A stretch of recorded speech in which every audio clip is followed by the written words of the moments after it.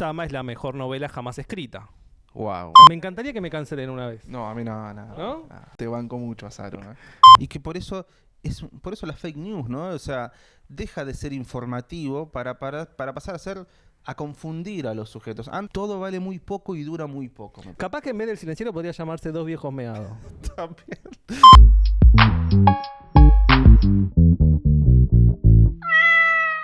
Yo abro la cancel y encuentro el ruido. Bienvenidos y bienvenidas una vez más a El Silenciero, a esta nueva temporada, nueva tercera temporada, primer capítulo de la tercera. Estamos aquí con el señor Manuel Díez. ¿Cómo va? ¿Cómo Amigo, estás, amigo? ¿todo bien? ¿Todo tranqui? Todo tranquilo. Un saludo a la gente del otro lado. La gente que siempre acompaña. Está, por supuesto, acá el equipo técnico formado por Iván, Carola, y está Charlie también en espíritu. No nos acompaña físicamente, pero estuvo acompañándonos. Vamos a blanquear esta situación de entrada porque si no, nada, va a ser imposible. Sí. No somos buenos actores. No es lo nuestro, la actuación. Este capítulo ya fue grabado, pero por problemas... incapacidad humana. Incapacidad humana propia. Vamos a blanquearlo, ¿no? No, Porque me amigo, imagino que problema de los aparatos. le podemos echar la culpa a los aparatos. Al ruido de los aparatos, quizás. Sí. Entonces estamos haciendo esto de nuevo. Esperemos ver las diferencias que encontramos en la duplicidad. Me parece que ahí puede llegar a haber algo interesante. Vamos a ver cómo sale, ¿no? Porque vamos a hablar de... ¿Sabes qué me acordé? Sí, preséntalo. Vamos a hablar de El Silenciero, de Antonio Di Benedetto. O sea, este es el capítulo Mostrá el homónimo. mío también, que es lindo, che. ¿Tuyo? Pásame que muestra. Esta bella edición de Adriana Hidalgo Editora. Gran trilogía editorial. de la espera. Ahí incluye Sama, El Silenciero y los Suicidas, que Sí. son, como bien decís, la trilogía de la espera. Las novelas de la espera le ponen acá. El prólogo de Sager, que creo que el tuyo lo tiene también, ¿no? También, quizás el corpus central en la literatura de Di Benedetto, incluyendo algunos cuentos también, ¿no? ¿Y por qué vamos a hablar de Di Benedetto? Básicamente porque es un autor clave en la literatura nacional. Casi se mata un gato. Clave en la literatura nacional. Pero quizás un poco olvidado. O como que pasó desapercibido a cierto punto. Hace unos 10, 15 o 20 años, no sé bien cuándo. Se recuperaron sus novelas, se reeditaron y ahora son un poco más accesibles, pero un tiempo largo fueron difíciles de conseguir. Acá se suma Mugre. Ustedes suelen ver a Kinchi, que es el gato negro. Ella es Mugre, quiere hacer su participación. Está perdiendo el miedo a la cámara. Sí, se está animando un poquito más ella ahora. Y bueno, ya para meternos en la obra de Di Benedetto. Pará, antes. Sí. Dijiste entonces un autor que ha sido un tanto olvidado, ¿no? Exactamente, sí. Sobre eso me parece piola la discusión que se da, no sé si es una discusión explícita, ¿no? Pero unas posiciones encontradas, podríamos decir, entre la postura de Saer, ¿no? En otro momento, ¿no? El prólogo este, no sé si vos tenés el mismo que yo, ¿no?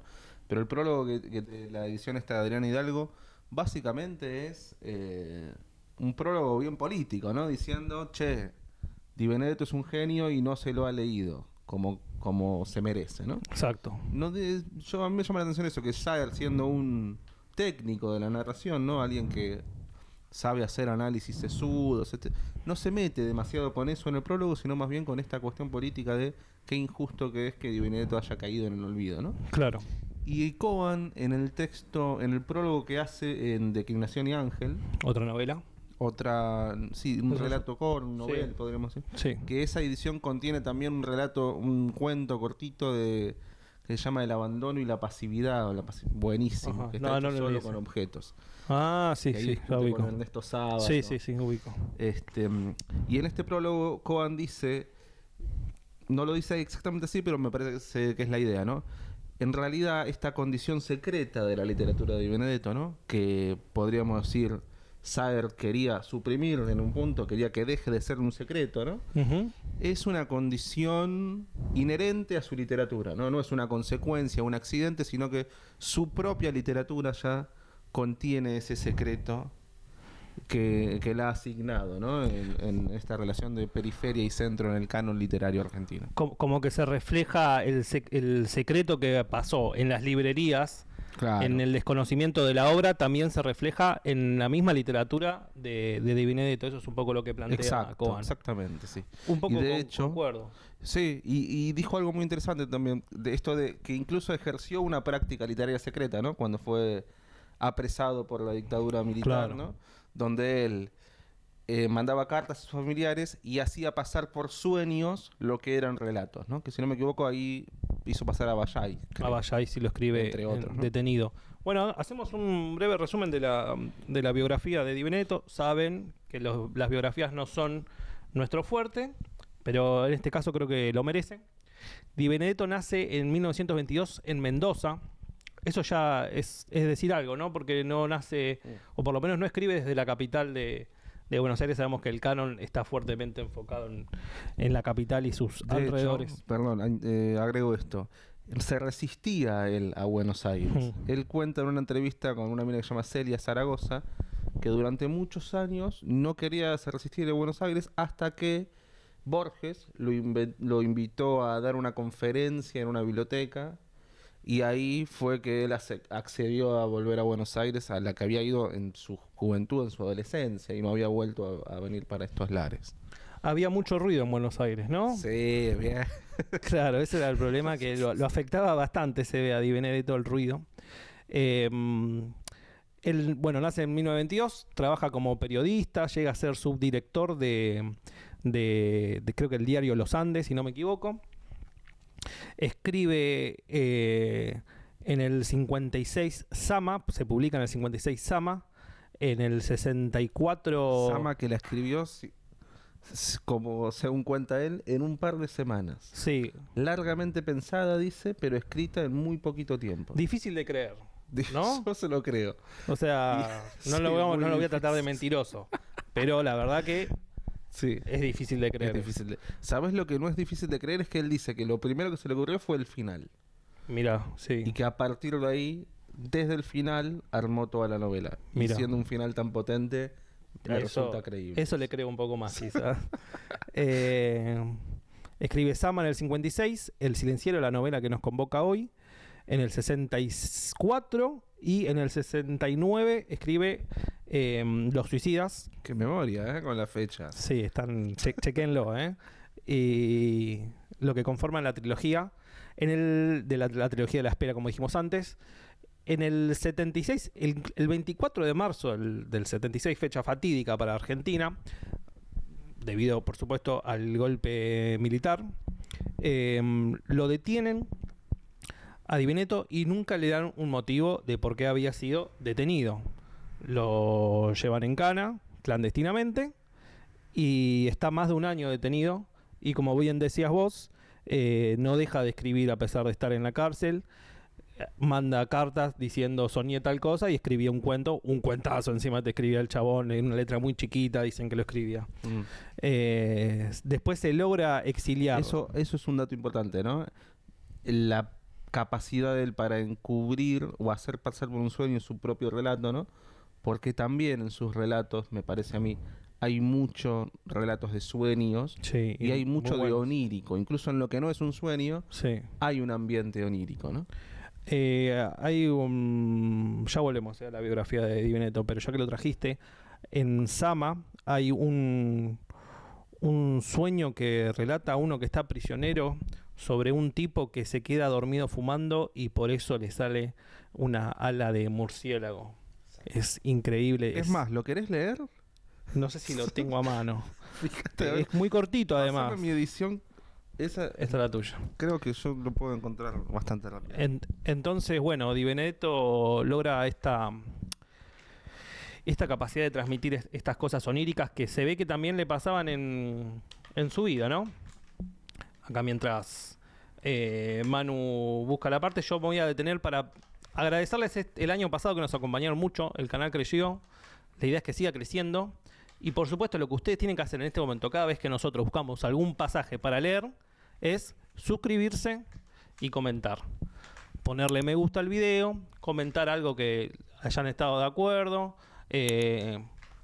algo que no, quizás algo que les parezca una pelotudez que nosotros les decimos. Es muy normal que eso les pueda llegar a pasar, es esperable, pero es muy importante que se suscriban y que le den me gusta y que comenten. Por más boludez que sea la que comenten, nosotros estamos agradecidos. No lo encontré, ¿eh? ¿No? No, Bueno, quédense con ese resumen que yo les hice de... Después lo voy a buscar bien, a ver si no. Pero bueno, acá ya tenemos algo para hablar. ¿Por qué elegimos El Silenciero y no Sama, no? Porque, vamos a decirlo de una vez por todas, Eso, dale, a ver. Sama es la mejor novela jamás escrita. Wow. Sin ningún tipo de dudas. Wow. De la historia de la literatura. ¿Quieren ser menos rigurosos quizás del siglo XX? Es la mejor novela, loco. Lean Sama hoy, si ya la leyeron, vuelvan a leer. Es para leerla todos los días realmente porque es un escándalo lo que hacen Sama. Sí. Pero sin embargo nosotros elegimos El Silenciero, que a mí me parece igual, que es buenísima. No es, o sea, es buenísimo igual El Silenciero. A mí me toca unas fibras que me parecen fascinantes. Sí, sí. Es que está mal compararla con Sama, quizás, ¿no? A mí me pasó lo mismo. La primera vez que leí El Silenciero me quedó como esa misma sensación de decir, bueno, no es Sama, ¿no? Y bueno, ninguna novela. Y claro, Sama. exacto. Incluso la película de Lucrecia Martel. No, la película para mí suele pasar eso, dice la gente, ¿no? Es muy inferior. Y eso que me gusta mucho Lucrecia Martel. Sí, la queremos. La Ciénaga es un peliculón espectacular. Pero la película de Lucrecia Martel comparado con la novela... Es muy difícil, o sea, es bailar con la más fea. Son gustos, ¿no? Pero hace otra cosa, eso se lo respeto, sí, ¿no? yo igual hace rato que no la veo, la peli, la debería volver a ver. Pero bueno, no llega a transmitirse esa lengua inventada por Di Benedetto, Claro, que ocurre en Sama, que es hermoso. Exactamente. Uno no puede dejar de... Ya leyó 550 páginas y no deja de maravillarse con esa lengua que inventa Di Benedetto y que Martín Coan lo dice, parafraseando o citando a Roland Barthes o Barthes, ustedes sabrán cómo se dice, el francés no es lo mío, que dice algo así como que logra escribir como un extranjero en su propia lengua, que es básicamente el arte de la literatura, un poco eso, o lo que se pretendiera hacer según Barthes. Creo que Di Benedetto lo logra en Sama, está clarísimo esa forma de tratar la literatura. A mí lo que me gusta mucho también de Sama, que creo que algo de eso se ve en El Silenciero y a eso vamos a ir llegando de a poco, ¿no? Que es, yo lo llamo antisuspenso, me sale decirlo, ¿no? Ahí donde el fantástico suele estar relacionado con el suspenso, ¿no? Tiene que haber algún personaje que diga, ¿qué está pasando? No sé, ¿no? Cierto halo misterioso ahí y alguien preocupado por eso que desconoce, ¿no? Queriendo llegar a alguna verdad, descubrir algo, qué sé yo. Y eso, tanto en Sama como en El Silenciero, está trastocado, me parece, por Di Benedetto. En Sama, que es una novela construida alrededor de la espera, ¿no? Una y otra vez el narrador frustra su propia espera, ¿no? Pensé que iba a pasar esto, pero no. Claro. Esperaba el barco, no llegó. Todo el tiempo. Entonces, casi que es una espera que se sostiene siempre como una espera frustrada, ¿no? Uh-huh. Esa esperanza que se va desgarrando en el personaje narrador es también un poco lo que le pasa al lector con la novela, ¿no? Esperar algo que ya sabes, a medida que vas leyendo te vas dando más cuenta que no va a llegar nunca. No va a llegar nada. Y no juega con eso, no es que lo deja para el final si llega o no llega. Claro. Ese suspenso... No existe tal suspenso porque lo que se narra es justamente no el suspenso, sino la espera. Eso, ahí está, ¿no? Lo que se narra es la espera y aún más, la frustración una y otra vez de la espera, ¿no? Sí, que es, la verdad que la espera es uno de los sentimientos durísimos. Hay un cuento de Borges, ¿cómo se llama? ¿La espera? Acá Ivana me ayuda y dice que es la espera, que es un tipo que se está por morir, ¿no? ¿Algo así era? Es un tipo que lo está esperando que lo vengan a matar. Un tipo que lo van a venir a matar un día. Porque alguien le tiene todo. Y él lo que lo mortifica no es saber que se va a morir, sino la espera. Pero finalmente llegan a matar. Es un alivio. Casi. Qué lindo. Ahí va. ¿En qué libro está? El Aleph. Yo digo lo que dice Iván porque no tiene micrófono, ¿no? Deberíamos darle un micrófono a la producción para que haga sus aportes tranquilamente. Se lo podemos pasar cada tanto. Cada tanto, tampoco que roben cámara, ¿no? Entonces, bueno, Sama es la mejor novela, lo repito, jamás escrita. Y la escribió un argentino, un mendocino. Todos los mendocinos pueden estar orgullosos, como estamos todos los argentinos. Y hay algo que dice Saer. Eso es otra cosa importante. Sí, también que dice Saer, que le quita el carácter regional, ¿viste? Esto de la Ujú. literatura regional, latinoamericana. Lo que dice un poco Saer sobre Sama, sobre Di Benedetto en general y sobre Sama en particulares, debería formar parte de la literatura universal, ¿no? Incluso la Claro. espera puede ser un tema universal, si se quiere, ¿no? Bueno, ayer tuvimos una clase sobre la narrativa universal y qué era la Sí. narrativa universal. El profesor tardó 2 horas en decir que era básicamente Europa, un poquito Estados Básicamente Unidos. la idea es lo universal, lo que tenemos por universal es lo europeo, Y ¿no? sí, pero ya lo sabemos. Sí, El hay chabón- cierto pudor, ¿no? En decirlo, Sí, parece. está todo bien, loco. No pasa nada, o sea, vivimos con eso y está todo bien. Y bueno, de última lo discutiremos, pero es eso. Sí. Bien, Sama podría formar parte de ese canon sin ningún tipo de duda y estar Claro. en la punta de la pirámide. Bueno, quizás el que lo consiguió un poco más fue Borges, ¿no? Estar Leído en por el Foucault. canon, sí, por supuesto. ¿no? Sí, por Foucault y por todos, te diría, Borges. De hecho, Juan contaba en la clase, primero fue reconocido afuera, como Sí. pasó un poco con Messi, ¿no? Primero reconocido afuera y después reivindicado en la Argentina, ¿no? Como es nuestro. Ahí va. Y lo que dice Saer, citamos a Saer y a Borges, tendríamos que poner unos cuadritos de Saer y de Borges, ¿no? Porque son Estaría bueno. casi que los padrinos espirituales Coan de... también. Coan también, sí. Coan es nuestro. Coan también. Coan, vení, por favor. Ya, alguna vez ya va a venir, sí, ya va a sí. venir. Borges que lo salva del encierro. Lo salva del que estaba preso. Esto lo habías contado. ¿verdad? Repetilo. Sí, bueno, como contaba Fipo, Di Benedetto capturado por los militares, ¿no? Y estuvo un año preso hasta que la famosa reunión entre Ernesto Sábato y Borges con los militares, Con Videla. ahí con Videla, le llevan una listita de algunos escritores que estaban presos injustamente, como como todos los presos de la dictadura militar, y entre esa listita estaba Di Benedetto, ¿no? O sea que un poco Borges y Sábato lo liberaron, podríamos decir. Sí, ayudaron, por lo menos. A Di Benedetto de esa Rosquearon. prisión. Y bueno, a Di Benedetto lo admiraban Borges y Saer, ¿no? Sí, eso me parece es un dato. Borges que No, no la- se cansaba de criticar a cualquier autor que le parecía Saer medio pelo. Y también, Saer Saer era también. re conchudo con los escritores. Claro, no es fácil A agradarle. Puig le daba con un caño, a un montón. Y lo que decías vos que no es una escritura regionalista, recordemos lo que dijo Borges de Gabriela Mistral, que fue profesionalmente latinoamericana. Excelente. Hermosa definición, la verdad que no la leí mucho a Gabriel Mistral, casi que nada te diría, pero la definición me parece hermosa y aplicable a muchísimas otras cosas, ¿no? Y sumo por eso gusta tanto afuera, ¿no? Claro, Porque se corresponde con el estereotipo de lo que tendría que hablar, lo que tendría que decir, las tramas y todo, lo que tendría que hacer una escritora latinoamericana, ¿no? espectacular. En ese sentido, Di Benedetto vendría a ser un poco el polo opuesto, ¿no? El polo opuesto. Ahí vuelve mugre. Entonces, yo lo que quería decir es, en esta introducción, ¿no? Que todavía no llegamos al texto, pero ya vamos a llegar. Pero lo vamos bordeando, ¿no? Lo vamos bordeando. Indirectamente, como enseña Di Benedetto Sí. también. Lo que dice Saer en este prólogo es que no traten de buscar las influencias en Di Benedetto. Es decir, pareciera que el tipo inventa casi una forma de escribir completamente nueva que no se parece a nada que hayamos visto antes. Un poco a mí me pasa eso cuando leo a Di Benedetto. Es difícil encontrar las influencias. Por supuesto que las hay, o sea, el tipo no es que nunca leyó nada y se pone a escribir y le sale eso es imposible, pero bueno, creo que lo que Saer intenta decir es que está se encuentra ante una completa novedad estilísticamente, ¿no? Bueno, Desde la- sobre eso quizás podríamos encontrar un hilo, ¿no? De nuestro podcast, ¿no?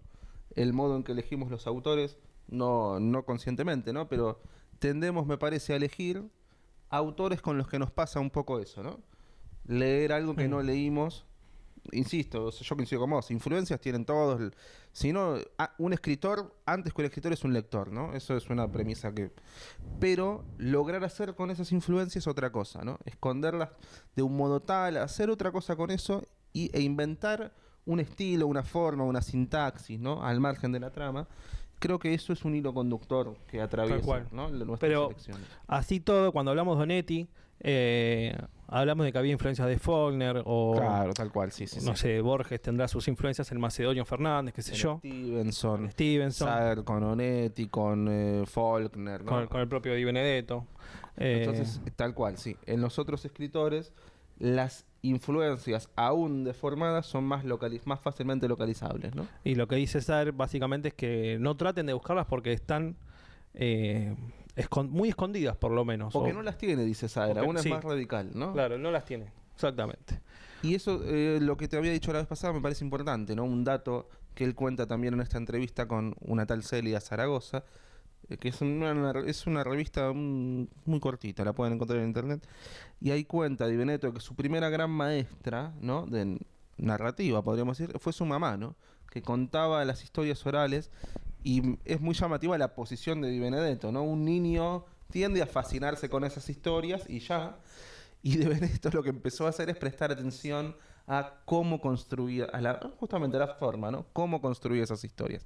Entonces pesquisó, por ejemplo, que casi no se detenía en la descripción de personajes, ¿no? Algo que quizás se puede encontrar también algo de eso en Di Benedetto. Sí. No dedica mucho a las descripciones. Y un tema muy importante que es que ella tendía a dejar elementos inconclusos, dice él en la narración, ¿no? Que es algo que para mí es muy evidente en la literatura de Di Benedetto, un rasgo que tomó, parece, de su mamá y lo explotó al máximo, ¿no? Dejar elementos inconclusos. Una incompletud para que se termine completando en la lectura. Exacto. De alguna manera. Eso mismo, que quien lo completa no está en el texto esa completud, sino la tiene que inventar un poco el lector, ¿no? No están los sentidos cerrados. No, para nada. Bien. En cuanto a esta invención de una nueva forma de escritura, yo lo que había dicho la otra vez, y repito, es que a mí lo que me parece central en Di Benedetto es que a pesar de esta, pareciera novedad estilística, no deja de hablar de los temas más profundamente argentinos. O sea, Mirá. es novedosa su estilística, pero creo que sus temas muchas veces, no siempre, pero generalmente se atan en la más profunda tradición nacional. A la más profunda tradición yo me refiero principalmente al Facundo, el libro de Sarmiento, el Facundo Civilización y Barbarie, donde se plantea esta suerte de antagonismo, ¿no?, entre civilización y barbarie, y lo que Sarmiento no dice así, quizás, pero que uno al leerlo termina de entender, es que el ser nacional finalmente está en la síntesis, ¿no?, entre la civilización y la barbarie. Por lo menos es lo que yo entiendo y lo que ha sabido enarbolar quizás Bueno, al margen algunas de figuras si- políticas. Si lo dice o no Sarmiento, creo que es una muy buena idea, ¿no? Me parece que buena parte de nuestra identidad nacional pasa por esa mezcla, ¿no? Entre lo uruguayo y lo brasilero, entre Spinetta y Charly García, ¿no? Puig y Saer, Borges y Art, River y Boca, River y Boca, ¿qué más, boludo? No sé, el tango y el rock, no sé. Soda Stereo y Los Redonditos. Los Redondos. Hay una dualidad ahí que creo que en el medio pasan cosas y yo lo veo, por ejemplo, en Sama, en la figura del europeo que es americano y que quiere ser europeo, que no se quiere casar con una americana, sino con una europea, pero va a ver a las americanas desnudas bañándose. Sí. En Abayay, en la figura centauria de este hombre, mitad caballo, es decir, mitad salvaje, mitad salvajismo, de alguna manera, mitad civilización. Bueno, en Abayay me parece, perdón, nos estamos repitiendo, pero... Sí, Bueno. sí, ellos no saben que nos estamos Ellos repitiendo. No lo saben, todo Claro. lo que decimos es novedoso. Está bien, está bien. En Abayay también toca un tema bien argentino para mí, ¿no? Que es la búsqueda de la identidad, ¿no? Para mí Abayay es un chabón que no tiene identidad y que la va construyendo en base a una leyenda que escuchó, ¿no? Sí. Quiere hacer corresponder su propia historia, ¿no? Su propia vida, su propia experiencia con esa leyenda, ¿no? Y bueno, también es un tema bien argentino, ¿no? ¿Qué Tal pasa cual. con nuestra identidad nacional? Le pondría también, ¿no? Así que bueno, es un poco lo que pasa con Di Benedetto, que a pesar de que en su estilo se encuentra algo novedoso, en sus temas se encuentra algo profundamente nacional. Y en El Silenciero también hay una dualidad, ya empezando a entrar en la novela. Hay una dualidad entre el ruido y el silencio, muy superficialmente. Sí. Pero antes de entrar precisamente en el Y texto... otra. Sí. Y antes de entrar en el texto también, que es al interior del ruido también, ¿no? Que Di Benedetto la nombra así en entrevistas entre el ruido metafísico del que habla Bessarion y el ruido material, ¿no? Tal Di cual. Benedetto dice también en esta misma entrevista, la primera mitad está construida alrededor del ruido material, la segunda mitad está construida alrededor del ruido metafísico. Y también la diferencia entre el ruido y el sonido, que no es lo mismo También. para Di Benedetto. La música, ¿no? Música Exacto. Impuesta, música que uno elige, Claro. etc. Pero bueno, quizás deberíamos hacer... primero yo te pregunté esto y te lo voy a volver a preguntar, porque la gente no lo sabe. Para vos, ¿qué es? Si no hubieses leído la novela, ¿no? Es medio imposible decir esto, pero ¿qué es un silenciero o el silenciero para vos a priori? Ese neologismo que inventa, esta nueva palabra que inventa Di Benedetto, ¿a qué te remite? Bien, a mí, ¿sabes a lo que me remite? A un objeto. Lo primero que pensé cuando escuché El Silenciero no fue un hombre, ¿no? Viste que en una de las traducciones se lo tradujo como el hacedor del silencio, ¿no? No pensé Sí. en eso la primera vez que lo escuché, sino en un objeto que lejos de producir un ruido, producía silencio. Eso fue lo primero que se me ocurrió. Como unos tapones, pero No para afuera. tapones, una maraca. ¿Vieron una maraca? No sé si se llama así. Sí. Lo que agitas y Sí, maraca. que expanda, es una flayada lo mío, ¿no? Pero que expanda ondas no sonoras, sino de silencio. Mira, interesante, ¿eh? O sea, yo ya te escuché esto, pero es interesante. Igual yo jamás lo había pensado así y tiene sentido. Yo me imaginaba como el silenciero como un lugar donde se hacía silencio, como algo más geográfico o un establecimiento, algo así. No sé por qué, porque creo que silenciero remite a una persona que hace silencio. Sí. Pero es raro, ¿viste? Bueno, porque pero no ahora es... porque ya leímos la novela, capaz. Claro, sí, puede ser. Pero es raro también porque... Nos puede comentar también la gente, ¿no? Sí, me encantaría. Que quizás quienes no leyeron la novela y quienes leyeron también, ¿no? ¿Qué les pasó la primera vez que oyeron o leyeron este neologismo, el silenciero? ¿Qué entienden por silenciero?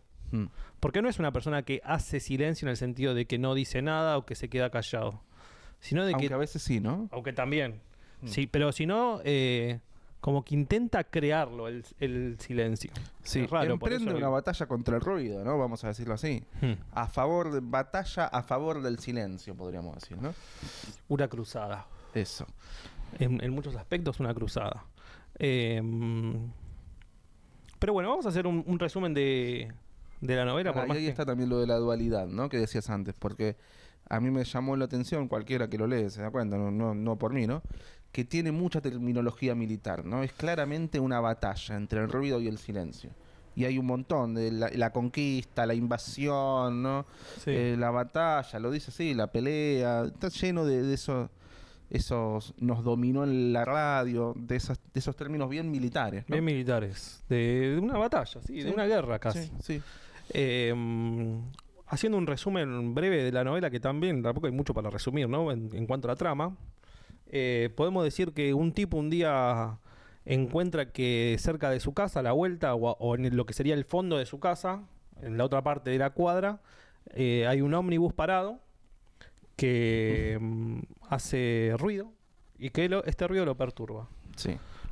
La primera parte de la novela se va a ir adaptando. Bueno, arranca como lo leíste vos, ¿no? No me parece Sí. menor ese dato. Yo abro la cancel y encuentro el ruido, lo busco con la mirada, ¿no? Ahí ya nos da la pauta de Di Benedetto como suele hacerlo, ¿no? Medio lateralmente, subrepticiamente, ¿no?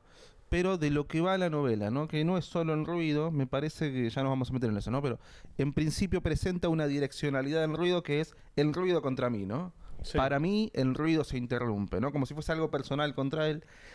Y en cambio lo que va trabajando en la novela es una inversión de eso y vamos viendo cómo es más bien al revés, es él el que va hacia el ruido, ¿no? Sí. Es que es claro porque dice, yo encuentro el ruido. Sí. Se lo encuentra, ¿viste? Casi Lo busco, que- las dos cosas, Y ¿no? después lo busca, claro. Qué bueno que es Di Benedetto. Me acuerdo y es muy bueno. Léanlo, por favor. Sí. Si no lo leyeron y si no, reléanlo. Sí. Entonces este tipo que empieza a verse perturbado por el silencio, empieza a hacer una especie, en la primera parte no tanto, pero ya en la segunda parte sí, una especie de viaje para tratar de ir buscando lugares, casas, momentos, personas con las que no estar en contacto o tratar de disminuir lo más posible el silencio. Usaste la palabra errancia la vez pasada. Sí. Me parece precisa, ¿no? Porque el viaje quizás contiene ya un destino hacia el que llegar, ¿no? Más o menos una lógica. El chabón es más bien una errancia, ¿no? No sabe bien hacia dónde va, solo sabe que se quiere alejar del ruido y no hace más que aproximarse, ¿no? Y que es una rancia que también se ve en Sama, ¿no? Total. Gente que... Bueno, en Sama hay un rumbo, ¿no? Un rumbo imposible, que es básicamente que vuelva, que lleguen Martas o que lo transfieran a él a España nuevamente o al virreinato del Río de la Plata o Buenos Aires quizás, porque no está bien ubicada, pero no parecería creer que sucede en Paraguay, Sama estoy hablando. Sí. Y acá también parece que él, acá está menos claro a dónde quiere llegar, solo sabe que lo que busca es el silencio. Es muy gracioso y me parece representativo, ¿no? ¿Viste el momento en el que se va en la luna de miel? Me parece que es justo antes de que termine la primera mitad, el Sí. primer capítulo. Que bueno, dicen, bueno, fuimos a un campo, no sé qué, y al lado empieza a escuchar, no sé si un taller o algo, ¿viste? Como que el chabón se va al lugar más recóndito que puede,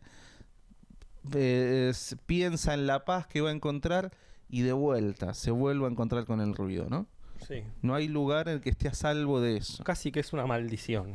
Hay algo medio ridículo, ¿viste? Es un texto existencialista en un punto, pero tiene esa vertiente mucho menos solemne, que es humorística, ¿no? Medio irónico es el texto. Que vos Sí.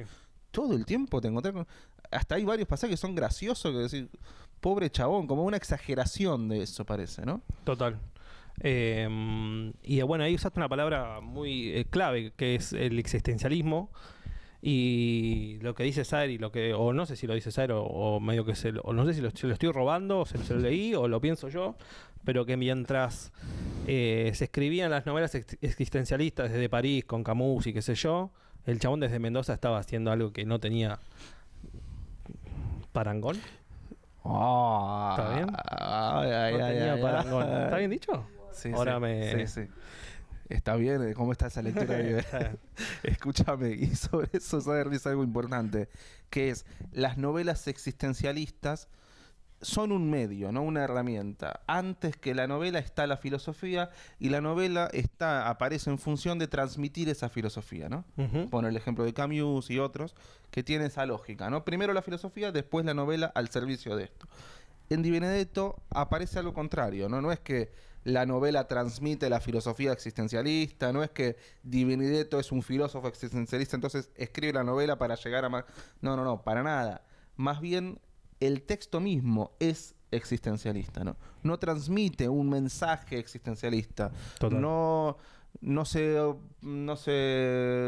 toma partido por el existencialismo filosófico, digamos, ¿no? El texto mismo es existencialista y te hace sentir un poco esa angustia frente a la existencia que tienen todos los personajes casi de Di Benedetto, ¿no? Tal cual. Y hay algo que hace Di Benedetto, como hacen todos los grandes escritores, que sí, es una novela muy filosófica, pero que no vas a encontrar un personaje filosofando, como puede pasar en alguna novela de César Aira, quizás. Por momentos sí, igual, ¿eh? ¿Sí? Hay reflexiones filosóficas sobre el ruido, hay Sí, reflexiones, hay. ¿no? De Pero hecho, nombra no hay... Schopenhauer. Sí, bueno, lo nombra Schopenhauer, pero hay como una No es la cita clave casi. del relato, podríamos decir, ¿no? Total. Porque el relato está intercalado con notas periodísticas, con reflexiones, con sueños. Está fragmentado, está partido el relato, como suele hacer Benedetto también. Pero sí, no está construido alrededor de una filosofía. El chabón, el personaje no es un filósofo, en general no filosofa, pero aparecen pequeñas reflexiones. Hay una también sobre el origen, ¿viste? Que el silencio precedió a la creación, antes había todos, bueno. Sí, pero a lo que voy es que no te lo pone tan de manifiesto, ¿entendés? No hay un personaje que dice en un diálogo de una manera Claro, medio berreta tal diciendo cual. tal cosa, sino que mediante la forma y mediante símbolos que aparecen en el texto, uno termina de pesquisar Sí. ese sentido, Sí, ¿no? nadie nos está enseñando filosofía, Claro. nadie nos No hay está una dando bajada de curso línea. moral. Claro, Exacto. tal cual. Que sería algo bastante berreta, ¿no? A mi gusto, por Sí, lo menos. tal cual, y que suele pasar, ¿no? Suele pasar. Entonces, esa es una breve resumen de la trama, si se quiere. Pero la trama es lo de menos casi en este caso. ¿Sabes qué agregaría a la trama? Que me parece importante, que también está mucho, que son los vericuetos del amor, podríamos decir. Sí, total. En Di Benedetto, la otra vez decíamos, ¿no? Sama, la primera parte, parece un melodrama mexicano, decíamos, ¿no? Sí, Y en esta novela también hay algo del amor fallido, ¿no? Me parece que ahí se ve claramente lo indirecto de los personajes de Di Benedetto. Esto que dice el silenciero, ¿no? Yo soy indirecto, como que amo a Leila y hablo a Nina. Es mi método, dice, ¿no? Me parece que esa es un poco la clave de lo que le pasa en general a los personajes de Di Benedetto y en particular al silenciero con el amor, ¿no? sí, el amor romántico, ¿no? Está muy presente en Sama y en el silenciero. Y Sí, casi es que no hay raro, escenas ¿viste? de sexo, no mucho, ¿no? Bueno, en Sama hay un poco más Sí. de algo más pudoroso, erótico. más lujurioso, si se Sí. quiere. Y es raro, ¿viste? Que uno capaz que no se espera encontrar eso y la primera parte de Sama es en gran medida las desventuras románticas de Sama. Sí, tal cual. Em, Por eso, bueno, Selva Almada y Jorge Consiglio dicen esto, que a mí me parece clave, que es el extrañamiento progresivo, subrayo esta palabra, ¿no? Progresivo de la narración en Di Benedetto, ¿no? Si uno lee el primer capítulo de Sama y se queda solo con eso, piensa que es una novela más, quizás, ¿no? Claro. Muy bien escrita, todo, pero la narración se va extrañando a medida que avanza el texto. No arranca como una narración extrañada, sino que se van produciendo torsiones en ese avance, ¿no? Total. Y se extraña, sí, como se va extrañando la historia, Sí. se va extrañando la narración. Unifica la narración con, Sí, tal con cual. lo que se está contando. Bueno, y sobre el amor, el personaje de Nina en El Silenciero me parece fabuloso. Tiene muy pocas intervenciones, quizás, Sí. pero cada intervención es hermosa, boludo. Sí. Los diálogos, para mí, yo te lo dije la vez pasada y esto lo sostengo, ¿no? Di Benedetto es el mejor creador de diálogo, o al menos a mí lo que más me gusta de todo lo que he leído, es el uso que hace Di Benedetto de los diálogos, ¿no? Que son justamente, es un elemento más de este extrañamiento de la narración. Lo usa de un modo fabuloso, no explica nada. Vos te quedas pensando, ¿qué es este diálogo? Pero no te deja de resultar verosímil. No Sí. te parece fuera de lugar, te parece Y- que está justo donde tiene que estar. Y es muy extraño cómo hace eso porque, como decís vos, son textos que parecen, que capaz que si los sacamos de la novela parecen poco creíbles o poco verosímiles, pero dentro de la novela funcionan de una manera perfecta. Total. Y eso es lo que hablamos también la vez pasada, ¿no? Que en general lo que te enseñan en los talleres de narrativa, lo que uno en general lee también, es que los diálogos tienden a reproducir una voz, ¿no? Ujú. No, vos no podés poner esto porque el personaje es así y así, entonces tiene que ser coherente con esto, bla, bla, bla. Eso Di Benedetto se lo pasa por los huevos. Di Benedetto no reproduce ninguna voz en su diálogo. Inventa voces que se corresponden con esos personajes extraños de sus novelas, ¿no? Completamente de acuerdo. Y un uso también, una invención de personajes hermosa, ¿no? En El Silenciario está el personaje de Nina, como vos decís que es muy bueno, y está el personaje de Besarión, que también es un personaje que alumbra mucho, y en otros momentos oscurece quizás. Sí, Como bien. que Oscurece más de lo que oscurece, alumbra, quizás oscurece. En su intento por alumbrar termina oscureciendo Bueno, eso más. lo decías vos la vez pasada y me parece algo clave también de esta novela, ¿no? El personaje se remite mucho a Besarión como aquel que alumbra, aquel que le va a explicar algo, le va a enseñar algo, le va a mostrar algún campo de la vida, le va a revelar un secreto. Y Besarión hace en general exactamente lo contrario, ¿no? Oscurece. En cada vez. Pantana. En Pantana. Por eso hay también una dualidad, una ambigüedad, una ambivalencia del narrador con Besarión. Por momentos lo quiere, lo aprecia, lo busca, y por otros momentos lo quiere matar, no lo quiere Sí. ver más, se queja de él, etcétera. Yo te hice una pregunta la vez pasada, te la voy a repetir, porque decimos que en la primera parte el ruido está localizado, ¿no? El hombre, el protagonista que no tiene nombre, ¿no? Pero podríamos decirle el silenciero al protagonista. Vamos a hacer una cosa, a partir de ahora el silenciero es el protagonista, así nos entendemos. los jugadores y la popular. Yo soy la popular, Nosotros somos la popular. Ah, sí. Ellos son los jugadores. son los que están del otro. ¿Qué estaba diciendo? Que le decimos el silenciero a... El silenciero es el personaje. Y si bien en la primera parte... que me hiciste una pregunta la vez pasada. Claro. Si bien en la primera parte el ruido está focalizado en cosas externas, en cosas tangibles, ¿no? Un ómnibus que está haciendo ruido porque está frenado y lo están arreglando, un taller mecánico, una casa de electrodomésticos, un parlante. Una radio. En la segunda parte el ruido empieza a ser metafísico, entonces se nota que, bien podemos decir que el ruido es un elemento simbólico en la novela de Di Benedetto, y con el transcurso de la novela se va notando cada vez más, ¿no? Para vos, ¿qué simboliza, si coincidís que es un elemento simbólico, ¿no? Y que simboliza algo más de ese ruido? Para vos, ¿qué simboliza el ruido? Qué pregunta, chavo. Qué pregunta. ¿No te la había hecho ya? No, creo que no. ¿No? Bien. Pienso que... Yo te decía la vez pasada, ¿no? Para mí este es un texto eminentemente político de Benedetto. No lo parece, pero lo es. Y creo que es muy actual en ese sentido. Entonces, a luz de nuestro tiempo actual, ¿no? Pienso que un ruido lo vemos en la sobreabundancia de información, por ejemplo, ¿no? Nos hace ruido tanta información que no nos permite detenernos en nada. Un poco lo que le pasa al personaje, ¿no? Él dice algo así como nos compulsa a tenerlo presente, ¿no? Y a nosotros nos pasa algo parecido. No podemos hacer oídos sordos con todo lo que pasa, y es tanto lo que pasa que no podemos detenernos y estudiar específicamente nada, digamos, ¿no? Exhaustivamente, ¿no? Entonces nos acostumbramos a los escándalos, todos los días un escándalo nuevo, todo...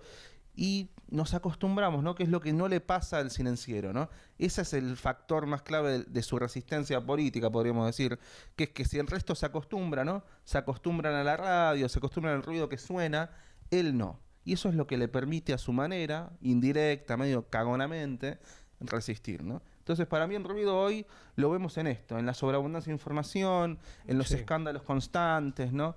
Incluso en todo lo que vemos en las redes sociales, ¿viste? Todo el mundo opina de cualquier cosa. Es como una sociedad henchida de ruido, acostumbrada al ruido, ¿no? Incluso musicalmente también hay algo del ruido, ¿no? Ganan o venden más los que son más ruidosos y no los que son más bien sutiles. Bueno, no sé, estoy asociando... Yo coincido fuertemente con tu análisis en que es un texto político y que quizás a los ojos de hoy el ruido hoy es la sobreinformación, ¿no? La cantidad de información que es tanta que no la llegamos a adaptar de ninguna manera. No la podemos aprender con H en el medio. Claro. Y que por eso la fake news, ¿no? O sea, deja de ser informativo para pasar a confundir a los sujetos. Antes, la lógica de la información era vos agarrabas un diario, te leías las notas, ¿no? Te tomabas un tiempo para informarte. Hoy en día, la información es, bueno, escroleo en Twitter, lees la nota, los títulos, no entras a leerla completa, ¿no? Escuchás el fragmento de una entrevista, no lo escuchás completo, ¿no? Es todo fragmentario, ¿no? Y sacamos conclusiones en función de eso, ¿no? No nos tomamos el tiempo para informarnos realmente, para formar opinión realmente, para estudiar los temas realmente. Es que hay un problema con la cantidad ahí. Total. Es tanta la información que circula que uno... Quizás cuando aparecía Internet entendíamos que iba a ser una gran forma de almacenar la información de cosas que se perdieron cuando se quemó la biblioteca de Alejandría. Uno pensaría que en épocas actuales no va a suceder porque hay lugar para almacenar casi que infinitamente información. Y es un problema que haya... No es un problema en sí que haya tanta información, pero sí tenemos que ver cómo nos relacionamos con esa cantidad de información porque termina siendo contraproducente. Estamos menos informados. Eso. ¿Sabes por qué? Porque si la función de Internet al principio parecía ser esta de acumular, ¿no? Almacenar, hoy en día tiene la función contraria. No almacena y no acumula nada. Nada se retiene, todo se descarta al instante. Sí. Y lo pienso también con el arte en general, ¿no? La música, cualquiera puede... subir un tema, gente que no estudió nada, que no sabe, con todo respeto lo digo, ¿no? Poetas también, poesía que circula en redes que se nota que son gente que no leyó mucha poesía, que no escribió mucha poesía, que no hizo ningún taller, que no estudió nada y bueno, la subimos igual y capaz que se hacen famosos, y lo pienso, o sea, en general, ¿viste? Como Sí, que sí. todo vale muy poco y dura muy poco, me parece. Bueno, hay una... hay un nuevo género musical, no sé si llamarlo género musical sí, ¿por qué no? ¿Ubicás a los Swagger Boys? No, por suerte Están en boga. A August Fortnite y Stiffy. A mí yo debo reconocer que hay cosas que hacen que me gustan, me hacen reír por lo menos, me hacen plantear, tienen por lo menos un tono irónico que me hace preguntar, es una gran crítica a la industria, ¿no? Pero ¿Tiré el Paco Amoroso? no, incomparable. Es ruido, o sea, es ruido en el sentido más literal de la palabra. Escuchás un tema y están... parece que metieron un compresor al máster y se escucha todo explotado deliberadamente, ¿entendés? No Sí. es que no lo hicieron por error. Bien. Es deliberadamente se escucha mal y feo o no a lo que nosotros solemos escuchar. Yo entiendo que funciona como una crítica, más las letras de los pibes me hacen reír. No te puedo escuchar más de 2 temas tampoco, ¿no? Porque Bueno, me pero satura. me Porque parece- justamente es esto. No lo escuché, pero me parece una operatoria muy interesante, ¿no? Porque antes decía nos acostumbramos, ¿no? Y cuando nos acostumbramos a algo, medio que dejamos de prestarle atención, ¿no? Estamos tan acostumbrados que no lo notamos mucho en nuestra vida cotidiana. Ya somos parte de eso, ¿no? Me parece que la operatoria que hacen estos muchachos, a los que no conozco, ¿no? Pero por lo que estás contando, bueno, vamos a ponerle en el centro esto que está pasando, ¿no? Vamos a llamar la atención sobre el ruido, música que se hace con ruido, ¿no? Como explotar ese recurso, ¿no? Si en general no le damos bola, lo dejamos pasar, bueno, nosotros lo ponemos en el centro y vas a ver lo feo que se escucha, parecen decir, ¿no? Qué sé yo, habrá gente que le guste, yo no lo escuché, Sí. por lo que decís no creo que me guste, ¿no? Pero es una operatoria interesante. No sé, yo recomiendo que busquen a Turro Baby. El tema plata de Turro Baby. Ok. Recomiendo, ¿eh? Por lo menos escúchenlo, si no están al tanto, ¿no? Nosotros somos 2 viejos meados. Pero hay algún guachín ahí que está escuchando y dice, estos 2 viejos meados están hablando No de conocen Stephen. nada. Es re vanguardista. Acá Carola dice que es vanguardista, coincido completamente, es Bueno, recontra pero vos no vanguardista. sos muy amigo de las vanguardias. No generalmente. Ah, sos más bien un Porque soy un viejo viejo meado. meado, boludo, soy un viejo meado. Lou Reed lo hizo con Metal Magic. Lou Reed, tal cual acá, Iván dice, Lou Reed sacó Metal Magic Music, acá tengo a Lou Reed, yo lo amo a Lou Reed, pero sacó un disco Metal Magic Music, llamaba, después de sacar un éxito de ventas, la discográfica dijo, quiero que saques otro disco igual, y el chabón sacó un disco que son 4 temas, que duran 25 minutos cada uno, que es estática. El chabón dejó la guitarra conectada cerca del ampli y se escucha durante 1 hora.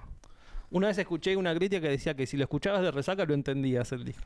Bueno, pero ahí Lou Reed lo hace, no sé, se nota que te está diciendo, hijo de puta, ¿vos querés que saque un disco para vender? Toma. Capo, Lou Reed, lo amamos. Lo amo, por lo menos. Bueno, algo parecido me remite a Divididos con cuando nada que ver, ¿no? Pero la lógica de esta oposición al mercado, ¿no? Cuando sacaron el disco La Era de la Boludez, que la recontra pegaron, ¿no? También las discográficas le pedían que hagan un disco similar y ellos hicieron otro Letrabaladna, que al revés significa anda a lavarte el orto.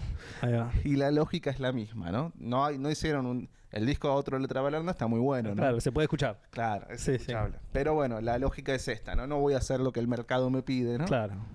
Un poco lo vimos con Sader, ¿no? Sí. Incluso Catriel y Paco Amoroso confiesan ellos. Nosotros hacíamos esta música que nos gustaba mucho, espiretiana, temas de 7 minutos, progresivo, acordes raros, bla, bla, y nos cagábamos de hambre. Y ahora que hacemos música en 2 minutos con una maquinita, no, nos bajo. Ah, bien.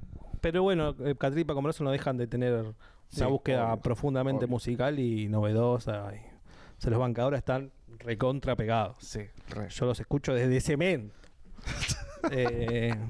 2 viejos meados. Capaz que en vez del silenciero podría llamarse 2 viejos meados, También sería Claro. menos poético el nombre, pero, pero más realista. más acorde a lo que Sí. sucede, ¿no? Pero voy a volver un poco al silenciero. Dale. Y a esto que vos dijiste que es un texto sumamente político, lo cual coincido. Es incluso hasta, de alguna manera, un texto que intenta hablar de la trascendencia o de una suerte de... de guerra contra... De guerra desde la espiritualidad. Voy a decirlo en otras palabras, ¿no? Dale. Yo creo que el texto es muy actual porque el protagonista, el silenciero, es un personaje completamente conservador. Bien, sí. Y creo que en el último tiempo, ahora no tanto por suerte me parece, el conservadurismo era sinónimo de algo malo. En esos términos, ¿no? Algo malo. O sea, ser conservador era algo malo. Y a mí me parece que el conservadurismo, ser conservador, es algo, primero, necesario, segundo, hermoso, y tercero, hasta heroico incluso. Y fundamental. Hermoso y heroico. Sí, en esos términos. Hay una avanzada del progresismo de que todo intento de conservación es algo malo. Y no lo creo así. Y ni siquiera... no es un ataque contra el progresismo más cultural, ¿no? Contra la ampliación de derechos, sino como una mirada filosófica de que el progresismo que piensa que a través del progreso ilimitado de la tecnología y de las máquinas vamos a llegar a un lugar mejor, y evidentemente eso no está ocurriendo, y yo creo que falta una parte espiritual, conservadora, humanista, que se está perdiendo. Y no tenemos que no tenemos que dejar ganar esa batalla. Yo estoy muy de acuerdo con lo que decís y quiero sumar esto, que es, me parece que durante un tiempo parecía que todo lo nuevo era bueno por el hecho mismo de ser nuevo, ¿no? Tal cual. Y todo lo malo era nocivo por el hecho mismo. Y me parece que lo que tenemos que hacer es abrir una pregunta, ¿no? ¿Qué conservar? ¿Por qué esto hay que descartarlo? Pensémoslo antes de descartarlo de esa manera, ¿no? Tal Por lo cual. menos abrir esa pregunta, porque es tal cual. Necesitamos conservar, incluso para construirnos una historia, un relato de nosotros mismos, ¿no? Hay cosas que fundamental. tenemos que conservar. Es que es fundamental. No podemos descartarlo todo así como así.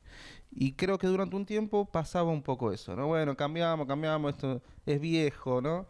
Y ninguna de las dos polos me parece que funcione, ¿no? Ni aquellos que viven anclados al... Bueno, como decía Spinetta, ¿no? Aunque me esfuercen, yo nunca voy a decir que todo tiempo por pasado fue mejor, ¿no?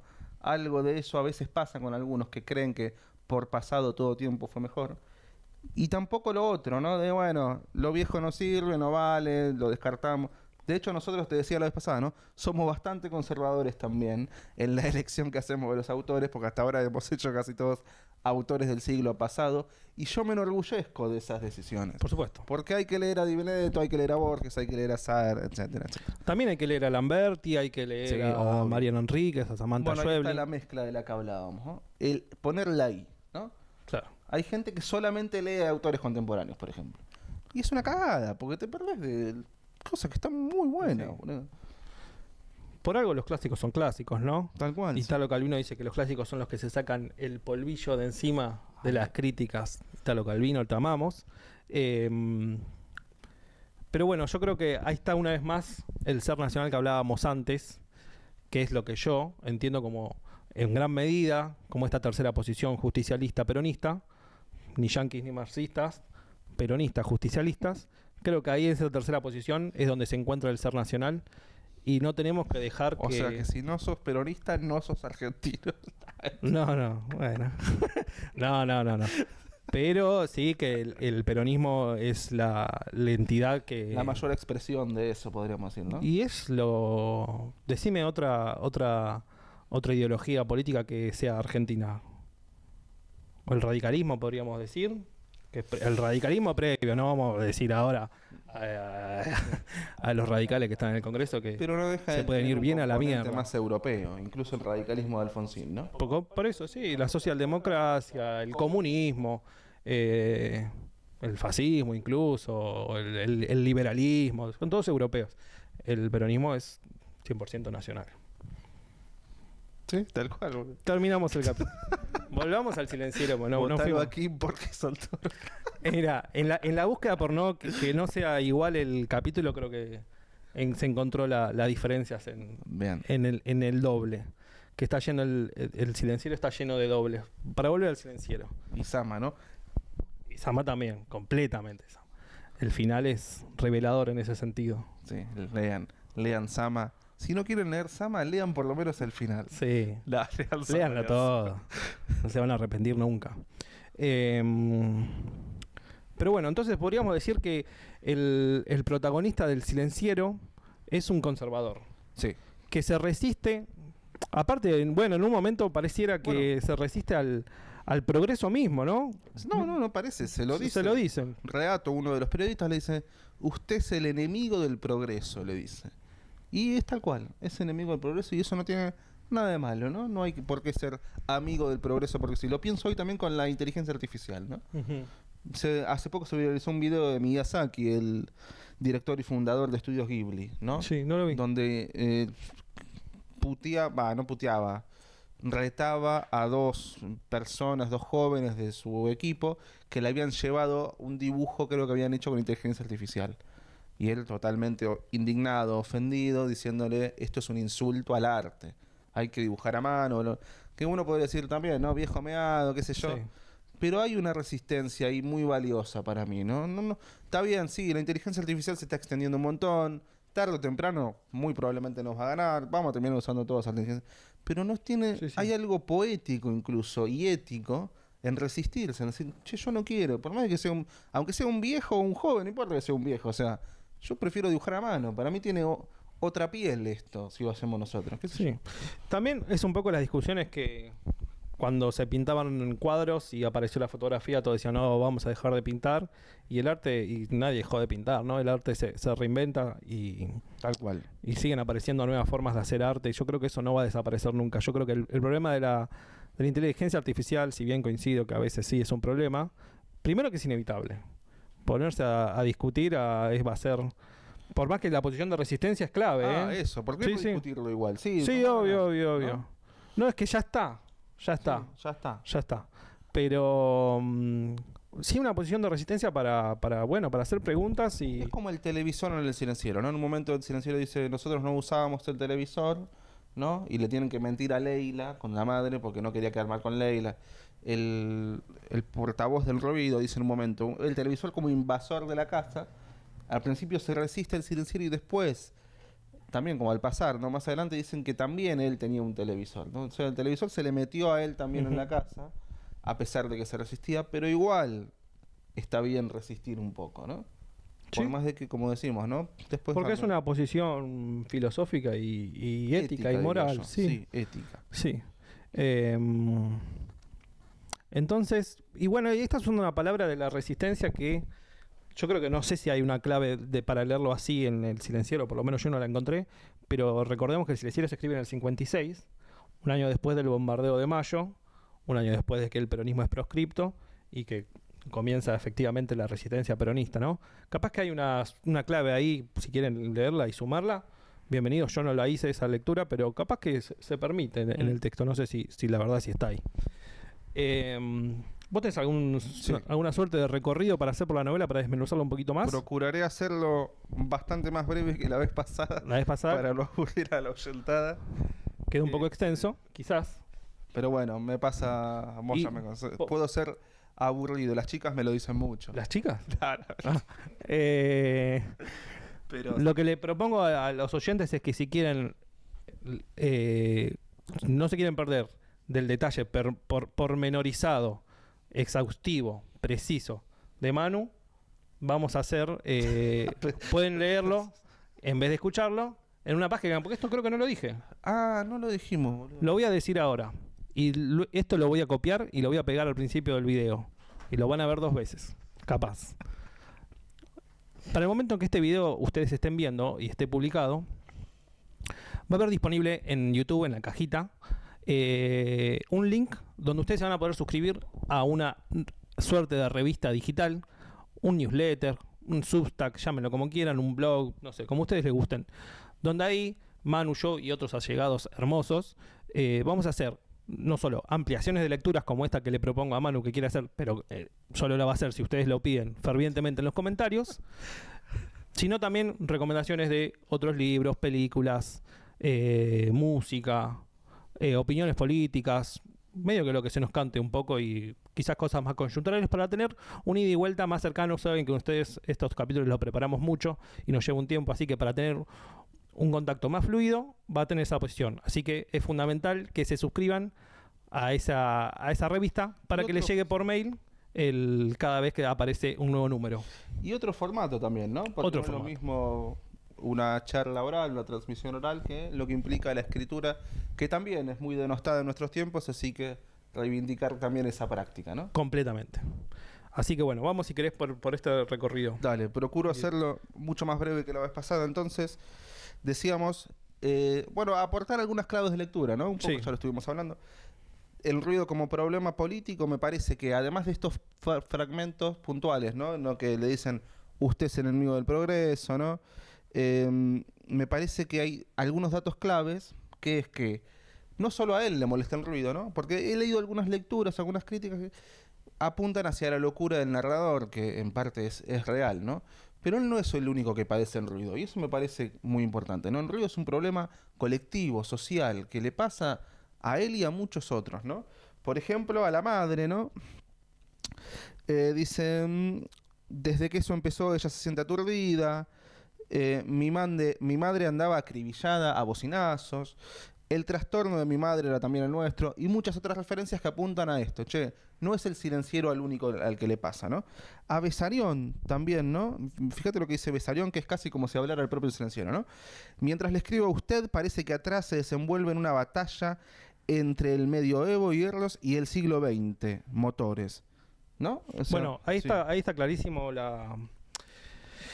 esto que hablábamos recién de que el ruido es la modernidad en algún punto. No sé si lo dijimos con esas palabras, ¿no? Pero de que hay una dosis al final muy fuerte, al principio no tanto, de cierta religiosidad en el silenciero. Y que se hable justamente del medioevo y del, no sé cómo dice, y modernidad, Dice, pará. entre medioevo y hierros, donde hay ruidos también. Sí. Entre el medioevo, hierros y el siglo XX, motores. Y el siglo XX. Bueno, el motor es el símbolo más grande de la modernidad. Entonces creo que también está es la resistencia en ese punto también, en un punto religioso. Donde en el siglo XX, con esta edad moderna, se perdió ese aspecto de la vida humana, quizás. La trascendencia, ¿no? Podríamos decirlo. Sí. Bien, fíjate esta otra que también habla Bessarión, ¿no? Que también pareciera decirlo él, ¿no? Ah, perdóname. Sí. Te voy a agregar una que yo me anoté. Dale. Porque en un momento hay una... No me acuerdo... No es Nina. Hay alguien que está tocando el piano. Es Leila, Leila. la chica a la que al que el silenciero desea, pero no se le acerca, ¿no? Perdón, me estoy confundiendo. Hay una mujer que está pintada. Y una obra que parece llamarse Vida. No me acuerdo en qué página. No me noté en qué página. ¿O sí? Bueno, sí, no noté. Pero lo importante es esto. Es este diálogo que tienen ellos. Que el silenciero, el protagonista, le dice 5 siglos nos separan. Y ella le dice no, solo el ancho de una cuadra. Los 5 siglos, una vez más, vuelve a caer, si hacemos 5 siglos para atrás, al medioevo, ¿no? A una edad premoderna. Entonces me parece que ese anclaje en el medioevo como punto preciso de forma de resistencia del silenciero está marcado. Al final también, después lo vamos a ver si querés. Ese conservadurismo, ¿no? Es un conservadurismo, sí. Qué sí, interesante, qué lindo. ¿Cómo es la frase? Repetilo. 5 siglos nos separan. No, solo el ancho de una cuadra. Y eso es un diálogo. Un diálogo, sí. Ahí está, hermoso. lo que decíamos antes de los diálogos. Exactamente. Di Benedetto, ¿no? Bien, Bessarión dice, No, esto ya lo leí, esto otro. Lo que entra allí es progreso, pero no está donde tendría que estar, ¿no? Porque todo alrededor se haya habitado y la gente no puede ni dormir, ni comer, ni leer, ni hablar en medio del desorden de los sonidos. Bueno, parecía que lo hubiese escrito él, ¿no? Sí, tal cual, muy actual. Bien, entonces, por un lado esto, ¿no? No solo a él le molestan los ruidos. Por otro lado, hay algo de la máquina que me parece muy importante, ¿no? Bueno, también está lo político en esta frase muy linda que es la música que es sonido, cuando es música impuesta se convierte en ruido, ¿no? Algo de la imposición, una relación de poder ahí, ¿no? Hay alguien que impone algo y ahí es cuando se convierte en ruido, ¿no? Su resistencia también, por un lado, es elegir la música, ¿no? hacer uso de su libertad y decir, bueno, me pongo música clásica, música amable. Lo importante ahí es que lo elige él, que nadie se lo impone, ¿no? Ahí también hay una resistencia. Bien, después, la cuestión de la máquina, ¿no? No sé qué es, habla de un ruido, ¿no? Pero es tan perseverante que lo imagino de una máquina a la que un hombre se haya encadenado, ¿no? Y acá está la relación entre el hombre y la máquina, que lo que Y cadenas en el medio. y cadenas. Y lo que yo leo, me parece entre líneas, es que un poco el hombre, compelido únicamente a trabajar, se convierte en una máquina, ¿no? Y esto lo vemos en fragmentos puntuales en los que el jefe se queja de que se queda dormido en el trabajo, en los que... Gran escena. ¿Querés que lea ese diálogo? Lela. Lo que él está hablando, ¿no? Está en el trabajo y medio que cierra los ojos, ¿no? Va cerrando los ojitos. Entonces el jefe le dice, "Che, ¿qué carajo estás haciendo?" "Lo que hago es prepararme para el sueño", le contesta el financiero, ¿no? Y el jefe responde, "Y esa preparación tiene que empezar en la oficina." Claro. Bueno, Ningún ahí boludo. vemos, ¿no? El jefe ve al chabón que se está quedando dormido y le chupa un huevo, ¿no? Que le pregunta, "Che, ¿cómo estás?" O sea, Claro, no. ponete las pilas y laburá, ¿no? Laburá. Lo mismo con el médico, ¿no? En un momento lo va a ver el médico y lo que le dice el médico, sin que el financiero se lo pregunte, es, "Mañana ya vas a poder volver a trabajar." Bien, entonces vemos que el hombre, también hay un guardia en un momento de policía que hace 48 horas seguidas, ¿no? Que no duerme. Entonces hay fragmentos que sugieren esto, ¿no? Hay hombres que lo único que hacen es trabajar. De hecho, él no puede escribir su novela El techo, ¿no? Viste que durante toda la novela el narrador sueña con escribir una novela la que él no escribe nunca y ni siquiera empieza, ¿no? Un poco por el tormento de los ríos y un poco también porque no puede dejar de trabajar, ¿no? Necesita trabajar. Ujú. Bien. Lo de la costumbre, que un poco ya lo dijimos, ¿no? El receptor de radio permanece, se han acostumbrado a que suene, ¿no? Dice sobre los que trabajan en taller, él no se acostumbra. Lo mismo pasa con su hijo, ¿no? Los bailes prosperan, anudando sábados y domingos con jueves y feriados. El niño se ha habituado y ahora duerme, yo no. Esa es la clave, él no se acostumbra al ruido y por eso Claro. no deja de resistir. Él Y sigue como no... resistiéndose. Claro, sigue resistiéndose. Y como no deja de resistir, en un momento medio que defiende, yo podría defenderlos, dice, ¿no? A la sociedad, a la comunidad de los ruidos. Y bueno, envía una serie de artículos a un periodista que se llama Reato, que los publica. Y acá lo importante, que tiende a lo mismo que decía antes, ¿no? No es a él solo al que le molestan los ruidos, es que este Reato se termina siendo concejal, ¿no? O sea, la serie de artículos que publica, que en realidad son del Silenciero, ¿no? En los que le manda una nota de Schopenhauer, bueno, varias cosas que tienden a criticar el ruido, es leída por la gente que resuena con eso. Dice, sí, a mí me pasa lo mismo, también me hincha las bolas el ruido. Y le resuena tanto que lo votan al chabón que los publicó de Reato como concejal, ¿no? Ahí se mete la política explícitamente Sí.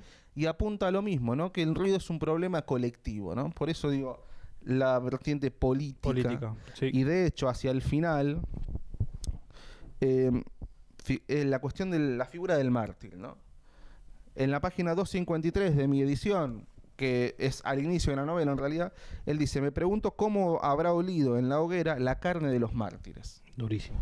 Esto es un indicio muy sutil, porque lo dice en una línea y no lo retoma nunca más hasta el final, en el que él ya mismo, después de, a mi gusto, haber quemado él el taller y la casa de la vecina, se nombra a sí mismo como mártir, ¿no? Y dice entonces, los mártires no pueden defenderse, nadie los escucha, soy mártir de la pretensión de vivir mi vida y no la vida ajena, la vida impuesta, ¿no? Ahí volvemos a la música. En fin, toda la cuestión política. Y por el otro lado, la otra, vos hablabas de las dualidades, las oposiciones, el otro polo en ruido es el ruido metafísico, ¿no? Sí. Podríamos decir, así se lo dice Besarión, su aventura contra el ruido es metafísica, ¿no? Sí. Que acá lo que a mí me interesa resaltar es, hay un montón de referencias que no se las voy a leer para no aburrir, pero es la pulsión de muerte en juego, ¿no? A mi gusto. Ujú. Freud habla de la pulsión de muerte más allá del principio de placer y la nombra, la elabora, este concepto, en función de lo que él llamó la compulsión de repetición, ¿no? Dice, los pacientes se ufanan en interrumpir en tratamiento, ¿no? En hacerse daño. Entonces hay una pulsión de muerte en juego ahí, que es un poco lo que nos pasa a nosotros los lectores con la novela, ¿no? Que vemos, siempre te pasa lo mismo, Claro. boludo. Te vas a la mierda y tenés un taller. Sí, sí. En todos lados a los que vas te pasa lo mismo. ¿No será que lo estás buscando un poquito vos? Podríamos apuntar. Te gusta un poco Y sufrir. es efectivamente lo que pasa, y él lo dice muy claramente, ¿no? Yo abro la cancel y encuentro ruido, lo busco con la mirada. Así arranca la novela. Tiendo a toda máquina y a toda acción de los mecánicos cuyos resultados sonoros no me sean previsibles. Y esta otra, que es para mí la más clara de todas, ¿no? Me asomo a ver, me lo manda el mismo instinto que nos hace hurgar nuestras heridas. Entonces hay una pulsión de muerte muy evidente con él. Y también la pulsión de muerte se juega en la relación con otros, ¿no? Una agresividad con los otros que se ve en la relación con Nina, a la que trata bastante mal varias veces. Sí. Y se ve particularmente en la relación entre la realidad y la ficción, que es algo que hemos laburado con un montón de autores, que es un tema universal de la literatura, podríamos decir, Sí. pero que en el caso de Di Benedetto y en particular del Cienciero, adopta la asignatura de la muerte, ¿no? Siempre esta relación entre la realidad y la ficción está asignada por la muerte. Siempre que él imagina, fantasea con la muerte propia, con la muerte de otros, ¿no? Y les leo algunos fragmentos sobre esto. Cuando sienta la necesidad de Leila, pensaré que es un personaje de ficción. Mucho más adelante de los hijos estarán los apartados de enfermos. Su estado es grave y punto suspensivo, ¿no? Como que, ¿Y vamos, qué pasa? fantasea efectivamente con matar a Leila, ¿no?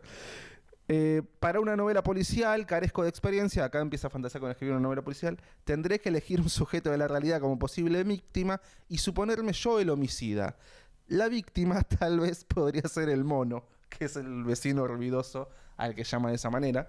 Y en la página 341, para mí es clave, entre la 341 de mi edición, ¿no? Adrián Hidalgo de esta trilogía, y la 344, se produce un atravesamiento de esa frontera entre la realidad y la ficción, ¿no? Entre la realidad y la fantasía, y esa fantasía que él tiene, a mi gusto, empieza a volverse real. Por eso me llama la atención algunas lecturas que leí que sembraban una duda de si había sido él o no quien había incendiado el taller y la casa de su vecina, ¿no? Que es verdad, el texto no lo dice así explícitamente.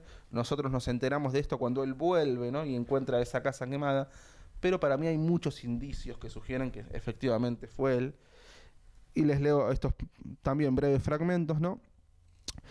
El espionaje es efectivamente real, ¿no? Él dice, ropas de entrecasa, cigarrillos negligentes camuflan de paseo mi espionaje y aprendo dónde el fuego podría untarse. O sea, ya está imaginando con... Claro, sí, sí, sí. Efectivamente, ¿no? Exquisita. No tengo que crearme antecedentes. Bueno, más claro, échale agua. Y hace una prueba real con un fluido inflamable en su propio baño, frente al espejo, que esa escena es muy linda, ¿no? O sea, hay cosas bien reales, bien concretas que él hace probando, espiando, antes de quemar, Sí, para mí, tanteando un poco. tanteando la casa del vecino, ¿no? Y esto se ve también con Bessarión. Hay un chabón que se llama Gustavo José Made Baroneto, que escribió una tesis sobre Di Benedetto. La hipótesis más interesante de esa tesis, a mi gusto, de lo que yo leí al menos, es la que dice que Bessarión es una invención del Silenciero, ¿no? Una invención imaginada. En un momento dice específicamente el Silenciero, que es una escena muy linda, ¿no? Él va a reconocer el cuerpo de Bessarión, cree que es él, pero después llega la familia de Bessarión y dice que no es él. Y ahí es donde el Silenciero dice quizás fuera una hechura de mi imaginación, ¿no? Mira. Como si Bessarión fuera una hechura de mi imaginación. Sin embargo, la madre tiene trato Sí. con Bessarión. Sí. Igual, nada, yo no lo había leído con esa clave, pero interesante. Sí, la madre tiene trato con Bessarión. Lo que sí es cierto también es que la madre tiende a apañar un poco a su hijo, ¿no? Lo defiende Sí. de los ruidos. No sería improbable que un poco también le siga ese juego, ¿no? No, y él se muda a todos lados y se la lleva a la madre, como que a la madre Sí. y al piano, ¿no? Sí, sí. Es una lectura, tiene varias referencias en las que no me Interesante, voy a por lo detener, menos. ¿no? Sí, tiene cositas, hay una divagación del Silenciero del narrador que también dice como si conozco bien los ejercicios mentales de Bessarión, hablo como si fuera él, varios momentos puntuales en los que está clara esta duplicidad, bueno, vos lo decías también, ¿no? Entre que él lo busca a Bessarión para las respuestas y encuentra siempre de Bessarión un secreto, ¿no? Hay algo espejado en ellos dos. Pero bueno, si tomamos como real esta hipótesis, e incluso lo que dice el propio Silenciero, ¿no? Como si Bessarión fuera una hechura de mi imaginación, también ahí habría una fantasía que deriva en la muerte, porque Bessarión termina efectivamente muriendo. Sí. De hecho, viste que al final a Bessarión la abeja se le revela mosca Sí. y al silenciero le pasa exactamente lo contrario, también como si fuera un espejo, ¿no? La mosca se le revela espejo, iba a decir. La mosca se le revela abeja, ¿no? Está esa duplicidad. Entonces, digámoslo así, las fantasías del silenciero terminan siempre en la muerte, ¿no? Y les quiero leer esto. Mi novela tendría un crimen. Acá, esto de momento también es muy interesante, ¿no? Él imagina novelas policiales posibles y diversas aproximaciones bastante singulares e innovadoras, ¿no? De cómo aproximarse a una novela policial. Imagina alternativas, ¿no? Entonces dice, mi novela tendría un crimen y varios sospechosos, pero yo mismo, el autor, ignoraría quién es el criminal. De este modo, el libro estaría en condiciones de prolongarse indefinidamente hasta que el crimen narrado cayera en el olvido. Y yo esto lo tomo para hablar de lo central de lo que quiero decir, que es la cuestión del secreto. Un poco ya lo dijimos, ¿no? En Di Benedetto y particularmente en El Silenciero. Pienso que quizás así también funcione en Di Benedetto el secreto, ¿no? Quizás él mismo lo haya olvidado y no haya que preguntarle al autor cuál es el secreto, sino descubrirlo e incluso quizás inventarlo nosotros, ¿no? La vez pasada te decía, en general el secreto funciona si está exhibido el gesto del secreto, ¿no? Pienso en la típica escena en la mesa, secretos en reuniones, mala educación, ¿no? Sí. Hay un secreto, se exhibe el gesto del secreto, no el secreto mismo, ¿no? Pero Es que si no se exhibe el gesto, ¿cómo se sabe? El no hay secreto? secreto, podríamos Claro, es el decir, ¿no? secreto de Schrödinger. Y me parece que un poco Di Benedetto, muy mágicamente, a mi gusto, esconde el gesto mismo del secreto, ¿no? Yo te decía, oculta que oculta, ¿no? El secreto en Di Benedetto es el hecho mismo de que hay un secreto en su narración. Ujú. Eso me parece lo nodal de Di Benedetto y creo que utiliza, que ahora lo voy a desplegar brevemente, ¿no? Pero pienso en algunos procedimientos que tienden a esto, ¿no? A ocultar que oculta. Pienso en su uso particular de la sintaxis, pienso en lo que decíamos antes, ¿no? El extrañamiento que es progresivo. Pienso en la figura de Bessarión, que también es muy enigmática y misteriosa, Sí. y pienso en esta condición particular del narrador del silenciero, que es que no pregunta, ¿no? Voy a pasar brevemente por eso. Sí, Sí. hago antes de que me olvide. ¿Sabes que viste esa suerte de experimentación con la novela policial que hace algo parecido Saer en La Pesquisa? No es lo mismo, ¿eh? La pesquisa. Pero hay una experimentación ahí con el final, quizás, o como la develación del secreto o del enigma, que tiene algo, como que capaz que leyó primero El Silenciero y después escribió La Pesquisa, probablemente, ¿sabes? No digo que lo haya copiado, ¿no? Puede ser, ¿eh? Es verdad. Me hizo Alguna de esas acordar. alternativas resuena, ¿no? Sí, En La resuena. pesquisa. Eso. Bueno, justamente ya que tomás a Saer, me parece que podemos establecer una diferencia de la que hablamos la vez pasada, pero ustedes no lo saben, gente, que es que con Ahí Saer hay un secreto que hay nosotros un estamos... secreto que no lo vamos a develar. Claro. Que es que Saer, la experimentación saeriana es evidente, ¿no? El gesto de la experimentación Sí. está a todas luces. Uno lee a Saer y sabe, en una primera lectura, en una primera que está leyendo algo novedoso, experimental, raro, Sí. etcétera, etcétera, ¿no?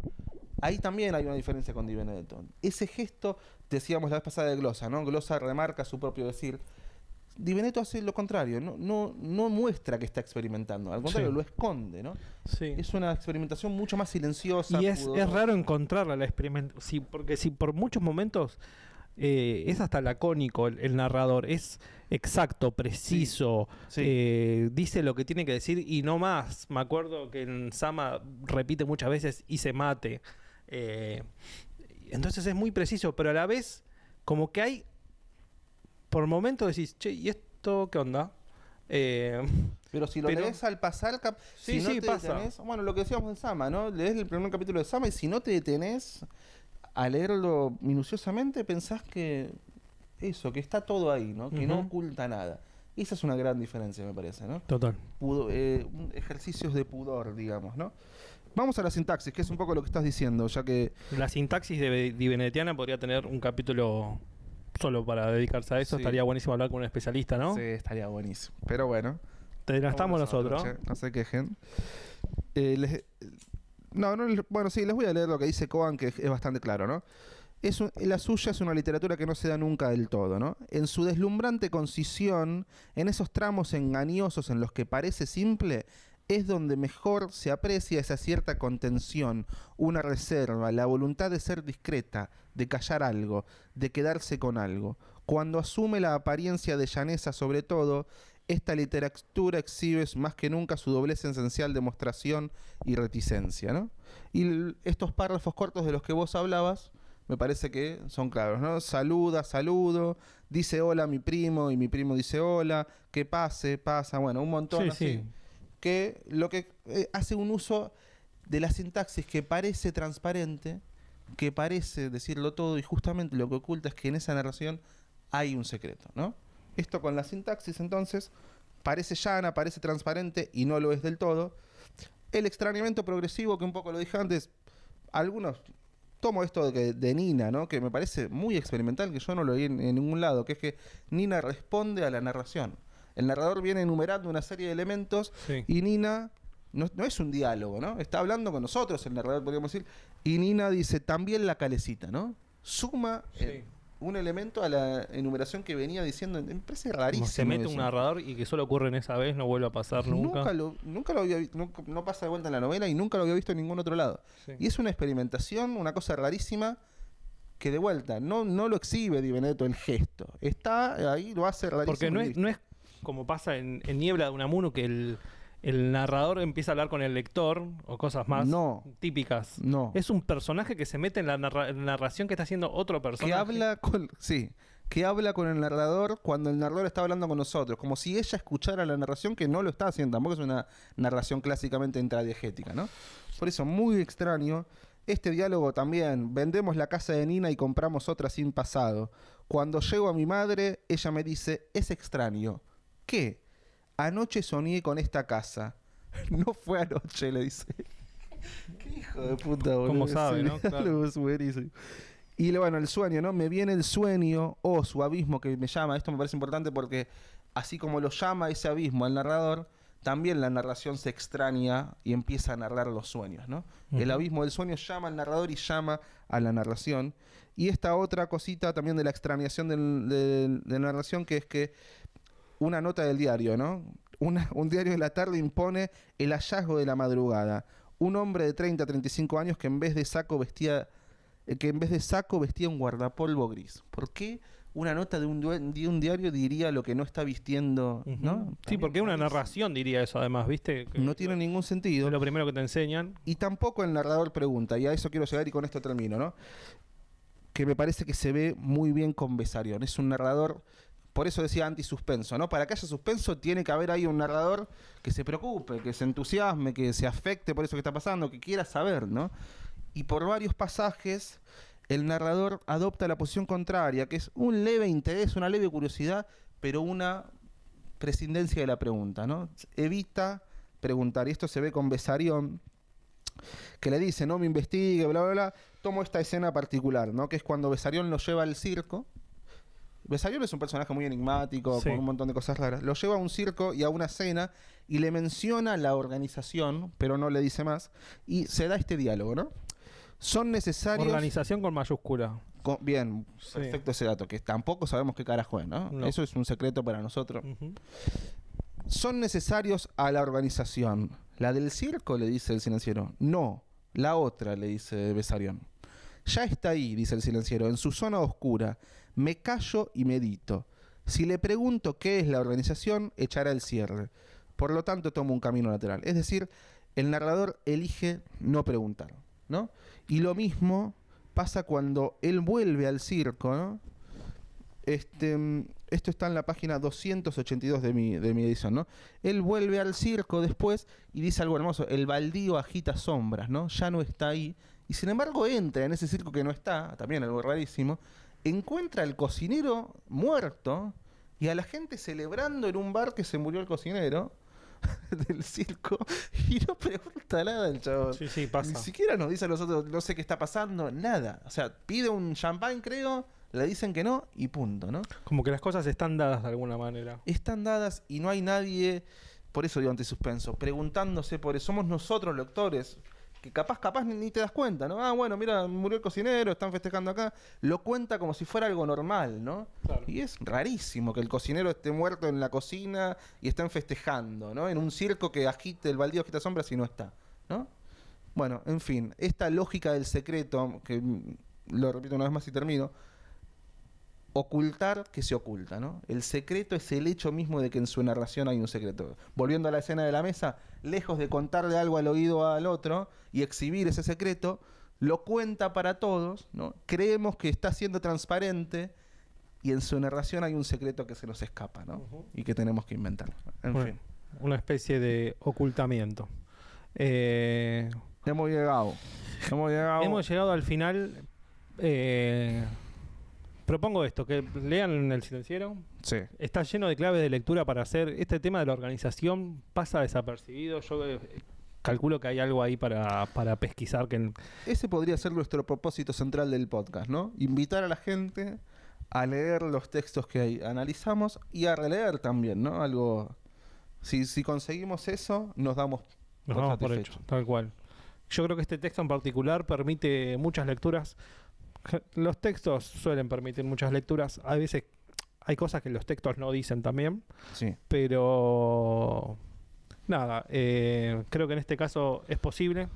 Les recomiendo a la gente, si le interesa, esta tesis de este chabón y algunos. ¿Cómo se llama el tipo? Gustavo José Made Baroneto. Ahí va. Busquen así. Y después lo ponemos igual en la descripción, ¿o no? Ah, sí, sí.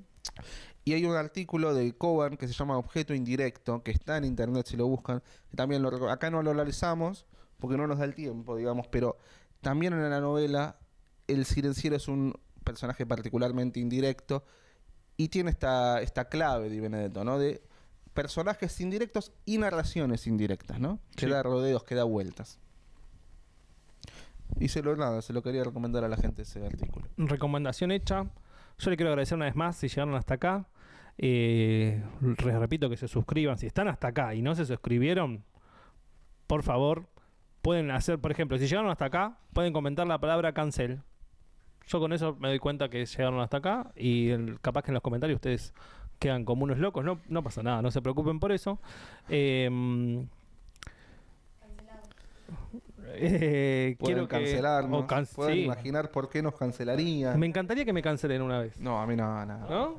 eso Es como que tenés que tener una cancelación alguna vez en tu vida. Sí, bueno, el evento Depende, canónico ¿no? de los hombres. Capaz que no está tan bueno. Una cancelación infundada, por supuesto. Bueno, ¿viste Eh. cómo renació Martín Sirio ahora? Sí. El hombre que volvió de la cancelación, ¿no? Sí, hay un par. Azaro también. Bueno, Volvió, está ahí Mirá. con todo. Bueno, y Azaro más difícil, ¿no? Porque tiene más perfil del macho masculino. sí, total. Se la bancó. Yo no lo banco mucho a Azaro. Igual. ¿No? Yo lo banco. Si ves esto igual te banco mucho a Azaro, ¿eh? Un saludo para Flavio Azaro y para Duca. Gracias una vez más por llegar hasta acá. Habrán visto que esta escenografía está cada vez más linda. Los videos se ven cada vez mejor. Así que le quiero agradecer a Iván y a Carola que están hoy acá. A Charlie, por supuesto, que es nuestro Pater Family. ¿Cómo se llama? Pater, fama. Es el Tech Boy Charlie en realidad. Así que está en espíritu hoy. Estuvo el domingo y bueno, le dijo horas extras yo no hago. Quería que le paguemos doble y no nos daba el presupuesto porque les repetimos, esto no es Olga. Así que ustedes eventualmente van a poder colaborar. Va a haber cafecito eventualmente. Quizás ya hay. ¿Para Sí, qué? Ya lo hay para cuando los hagamos. Para que pongan la tarasca, poniendo Seguro estaba la que nos garza. Van a llegar millones. Seguro. Así que recuerden que nos pueden escuchar en Spotify, en YouTube, síganos en nuestras redes, en Instagram, en Twitter, el Silenciero Podcast nos van a encontrar. Y también yo les propongo esta posición de resistencia. Bien. Hay que resistir, loco, a veces. Más en estos momentos, donde parece que todo está en una nube, donde muchas veces atentan contra nuestra patria, hoy acá en Argentina. Sí. Hay que resistir, loco. Y ahí tenés otra cara del ruido, ¿no? Antes me preguntabas, ¿no? Y hoy en día también el ruido cobra esa cara de que parece que hablar es hacer ruido, ¿no? Pienso en Atahualpa Yupanqui, la canción Milonga del Solitario. Dice algo así como, para cantar despacito, que el que se larga a los gritos no escucha su propio canto, ¿no? Y no puedo evitar pensar en Milei, ¿no? En los referentes. sobre todo de la derecha, ¿no? Que gritan, que putean, que insultan. Y ese grito me parece que está ahí porque no hay mucho para decir, ¿no? Más que insultar y denigrar al otro. Nada, quería decir eso. Muy bien. Gracias por ver. Meley, andate a la concha de tu hermana. Y nos vemos en la próxima. Gracias, gente. Gracias, amigos. Abrazo.